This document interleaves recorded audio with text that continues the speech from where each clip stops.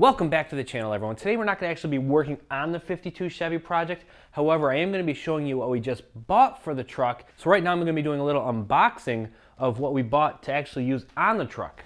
So I just picked up these Vixen Air Horns. I was going to go with HornBlasters, but those are like $480 for 4 horns, and you still need to have your air on the truck. I've got the air on the truck. I picked up these Vixen Air Horns off of eBay for about 95 bucks. They're an open box. You can see the box is a little bit damaged here, but hopefully everything inside is going to be okay. This is the model of the horns we're using right here.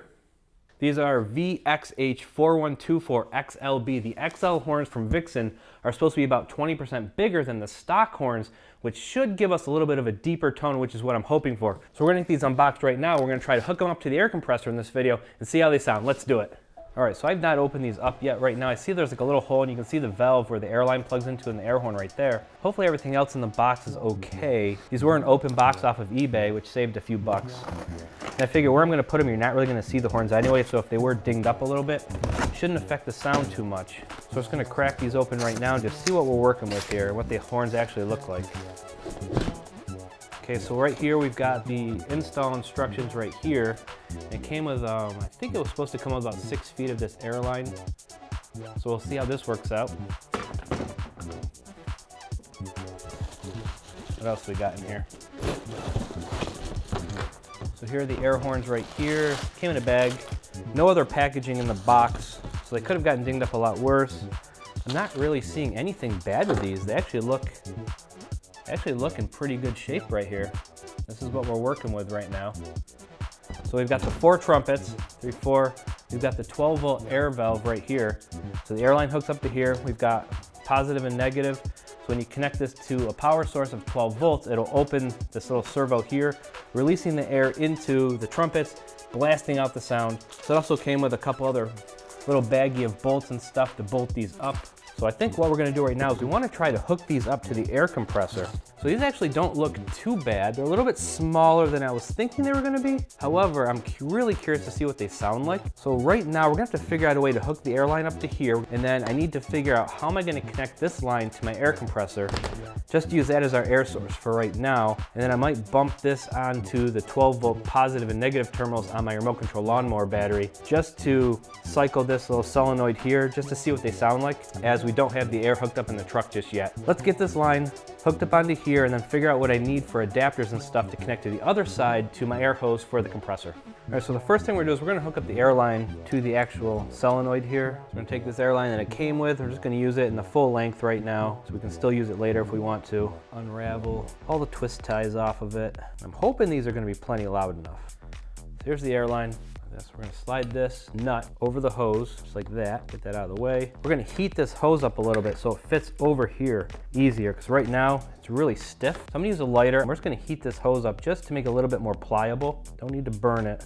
We just want to heat it up just enough to get it over here. Make a good seal, just like that. That's on there pretty good. And we'll just slide this nut down and tighten it up. Pretty good.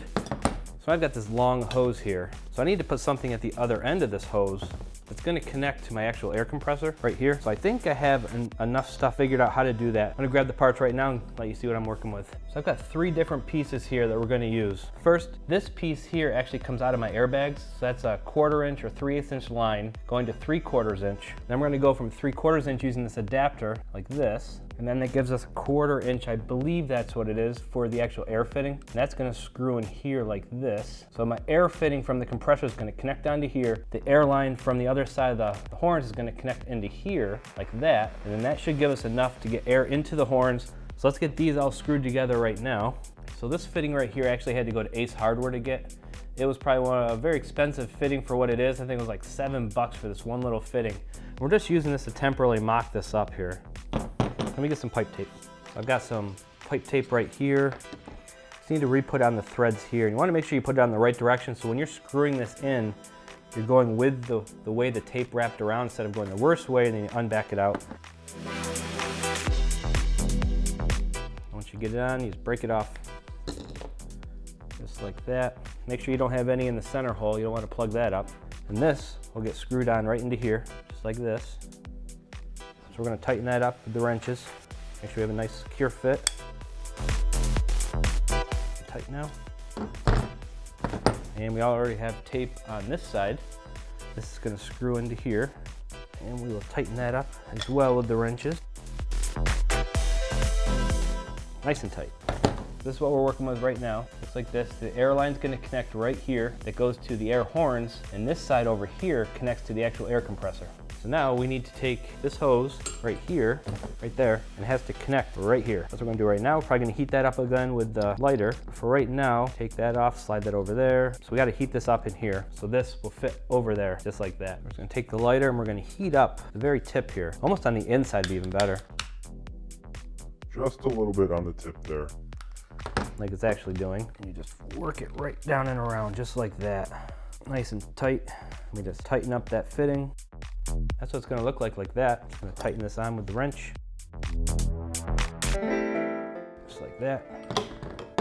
Now, this will connect to the actual compressor, and then we have to worry about the two 12-volt wires here to connect to a battery source. We've got an operating air horn. So I've got the air line for the compressor right here. I'm going to wrap this around here so it doesn't fall out. And that is going to connect to the air horns right here.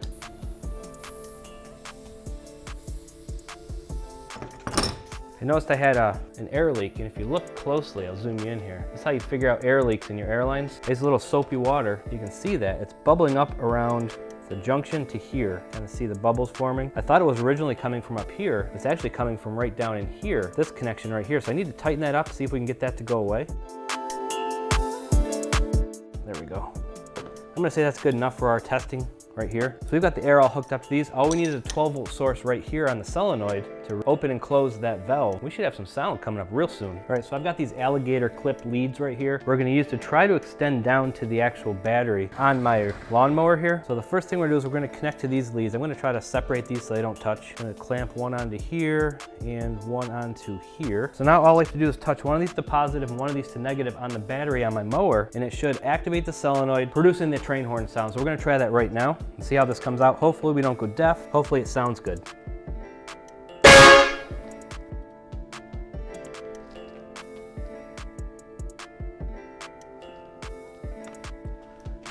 I can't hear. I have the garage door closed. Those things are insanely mother loud. Holy shit.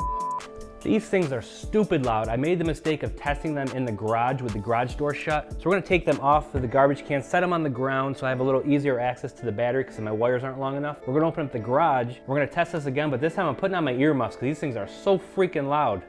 I'm liking them so far.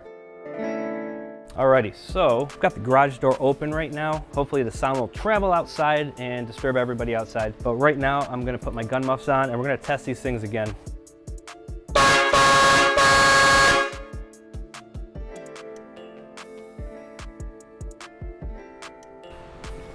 Awesome. All right, so I've got the air horns right here connected to the air compressor line. Here's your 12-volt solenoid. I've got using some alligator clips here running to my remote control mower battery for 12 volts, jumping these two. Got positive hooked up here. As soon as I touch the negative or the ground to here, it opens up this solenoid right here. So I'm gonna use my hearing protection right there, set you out in the garage out there so you can actually hear what these things sound like, hopefully a little better than when I did it in the garage earlier. Those things were loud. I'll put you right here for now and see how this goes.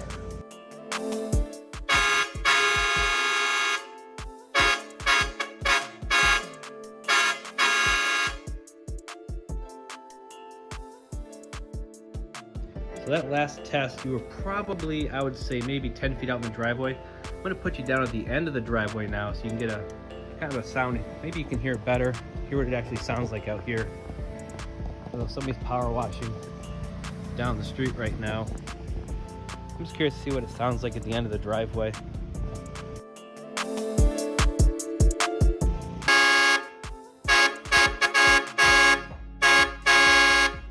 So for anybody wondering, here's the air gauge on my actual compressor. That was at about 120 PSI, what you just heard. I've got the Eastwood scroll compressor right here. Ran that hose out to the air horns, and that's what I was using to power the air horns for this little demo. So up here is where the front clip is, and this is the front driver's side fender. I'm thinking about mounting the horns right up inside here, just pointing straight down at the road. Right up in there. Should be out of the way. You really won't see them that much once the tire's in there. And I think that'll be a great mounting spot. So once we start doing body work on that fender, we'll actually figure out the final placement for these air horns.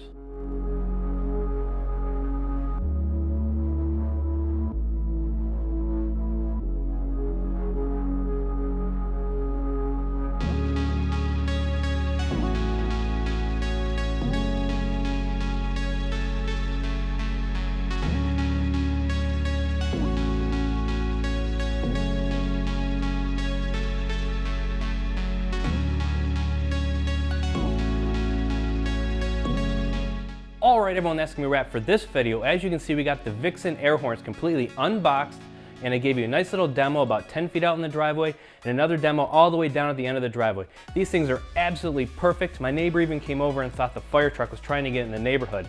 We went and I showed you that we were using my Eastwood scroll compressor at about 120 PSI, pumping through these horns, and I showed you in the truck where I'm thinking about putting them in the inside driver's side fender well. So coming up in a future video, we're gonna be getting back on the 52 Chevy here. We're gonna be putting in the almond latches, we're gonna be putting in power windows, getting to the dash work, getting everything finished up for mock-up, and then we get on to body work. So as always, if you like this video, please give it a big thumbs up, smash that big red subscribe button, smash that bell icon down below so you know when I do post future videos, and I'll see you in the next video. Thanks for watching.